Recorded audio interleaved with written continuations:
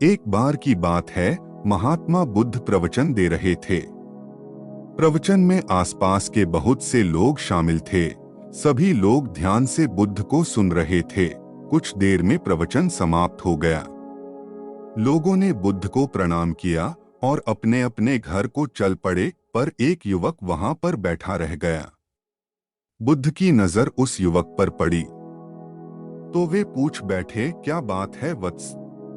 कोई जिज्ञासा है क्या? युवक बुद्ध के पास गया और प्रणाम करके बोला, प्रभु, बहुत उलझन में हूँ।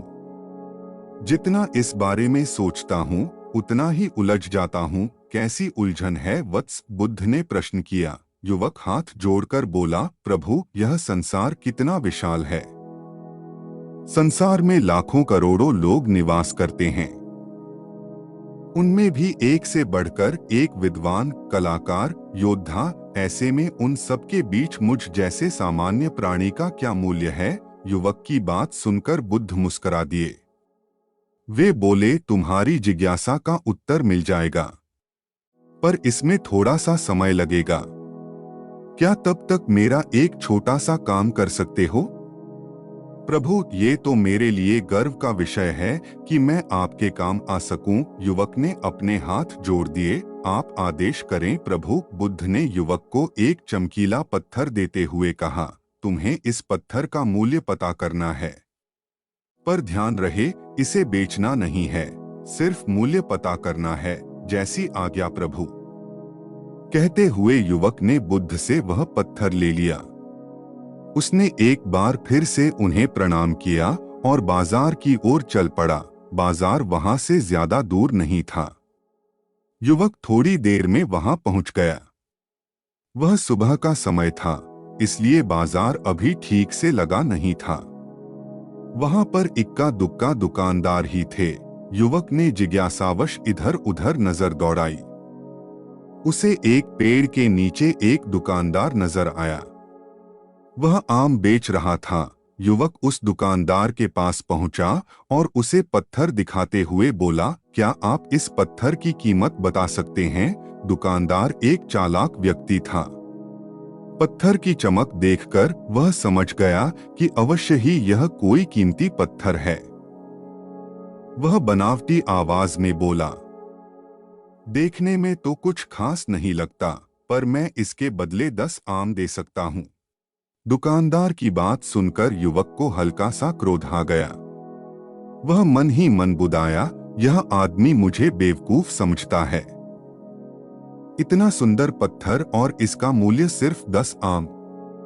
अवश्य ही यह झूठ बोल रहा है। युवक को चुप देखकर दुकानदार बोल उठा, क्या कहते हो, निकालूं आम? पर युवक ने दुकानदार को कोई जवाब नहीं दिया। वह चुपचाप आगे बढ़ गया। सामने एक सब्जी वाला अपनी दुकान सजा रहा था। युवक उसके पास पहुंचा और उसे पत्थर दिखाते हुए उसका मूल्य पूछा। उस पत्थर को देखकर सब्जी वाले की आंखें खुशी से चमक उठीं। वह मन ही मन सोचने लगा, यह पत्थर तो बहुत कीमती जान पड़ता है। अगर यह मुझे मिल जाए तो मजा ही आ जाए। क्या हुआ भाई, कहाँ खो गए? युवक ने दुकानदार की तंद्रा तोड़ी। सब्जी वाला चौंकता हुआ बोला, कुछ नहीं, कुछ नहीं। मैं तो बस मन ही मन इसकी कीमत की गणना कर रहा था। वैसे मैं इस पत्थर के बदले एक बोरी आलू दे सकता हूँ। सब्जी वाले के चेहरे की कुटिलता देखकर युवक समझ गया कि यह दुकानदार भी मुझे मूर्ख बना रहा है। मुझे किसी और से इसका मूल्य पता करना चाहिए। यह सोचता हुआ युवक आगे बढ़ गया। सब्जी वाले दुकानदार ने युवक को पीछे से आवाज लगाई, क्या हुआ भाई? अगर आपको यह मूल्य कम लग रहा है तो बताएं तो सही, मैं इसे बढ़ा दूंगा। पर युवक ने उसकी बात पर ध्यान नहीं दिया। वह इधर उधर किसी ऐसे व्यक्ति को खोजने लगा जो जानकार हो और उस पत्थर की सही मूल्य बता सके। युवक को लग रहा था कि अवश्य ही यह कोई कीमती पत्थर है, शायद कोई जौहरी इसका सही मूल्य बता सके। यह सोचता हुआ युवक एक जौहरी की दुकान पर पहुंचा। जौहरी अपनी दुकान को अभी खोल ही रहा था। उसने युवक को अपनी दुकान की ओर आते हुए दूर से देख लिया था। साथ ही उसने युवक का हुलिया देखकर यह भी भांप लिया था कि यह कोई गरीब व्यक्ति है जो संभवत कोई गहना बेचने आया होगा। जौहरी ने हाथ जोड़कर युवक को नमस्कार किया और मुस्कुराकर पूछा, बताएं महोदय, मैं आपकी क्या सेवा कर सकता हूँ? युवक ने बुद्ध का दिया पत्थर अपनी हथेली पर रख दिया और बोला, इसका मूल्य पता करना था। पत्थर को देखते ही जौहरी उसे पहचान गया कि यह बेशकीमती पत्थर है जो किस्मत वाले को मिलता है। वह बोला, पत्थर मुझे दे दो और मुझसे 1 लाख रुपए ले लो। ये कहते हुए जौहरी ने पत्थर लेने के लिए अपना दाहिनी हाथ बढ़ाया, पर तब तक युवक ने पत्थर को अपनी मुट्ठी में बंद कर लिया था। उसे पत्थर के मूल्य का अंदाजा हो गया था, इसलिए वह बुद्ध के पास जाने के लिए मुड़ गया। जौहरी ने उसे पीछे से आवाज लगाई, अरे रुको तो भाई, मैं इसके 50 लाख दे सकता हूँ। युवक को वह पत्थर बेचना तो था नहीं, इसलिए वह रुका नहीं और दुकान के बाहर आ गया। पर जौहरी भी कम चालाक नहीं था।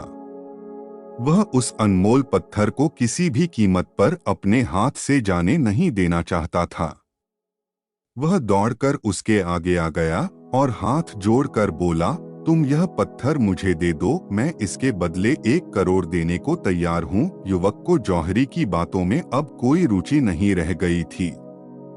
वह जल्द से जल्द बुद्ध के पास जाना चाहता था, इसलिए न तो वह रुका और न ही उसने जौहरी की बात का कोई जवाब दिया। वह तेज तेज कदमों से बुद्ध के आश्रम की ओर चल पड़ा। जौहरी ने पीछे से आवाज लगाई, ये अत्यंत मूल्यवान पत्थर है, अनमोल है। तुम जितने पैसे कहोगे मैं दे दूंगा। यह सुनकर वह युवक परेशान हो गया। उसे लगा कि कहीं पत्थर के लालच में जौहरी उसे पकड़कर जबरदस्ती न करने लगे, इसलिए वह तेजी से आश्रम की ओर दौड़ पड़ा। युवक जब बुद्ध के पास पहुंचा तो वह बुरी तरह से हांफ रहा था। उसे देखकर बुद्ध मुस्कुरा दिए, फिर भी उन्होंने अपने चेहरे से कुछ भी जाहिर नहीं होने दिया। वे बोले, क्या बात है वत्स, तुम कुछ डरे हुए से लग रहे हो। युवक ने बुद्ध को प्रणाम किया और सारी बात बताई, साथ ही उसने वह पत्थर भी उन्हें वापस कर दिया। बुद्ध बोले, आम वाले ने इसका मूल्य 10 आम बताया, आलू वाले ने 1 बोरी आलू और जौहरी ने बताया कि यह अनमोल है। इस पत्थर के गुण जिसने जितने समझे उसने इसका मूल्य उसी हिसाब से लगाया। ऐसे ही यह जीवन है। प्रत्येक व्यक्ति खान से निकले हुए एक हीरे के समान है जिसे अभी तराशा नहीं गया है।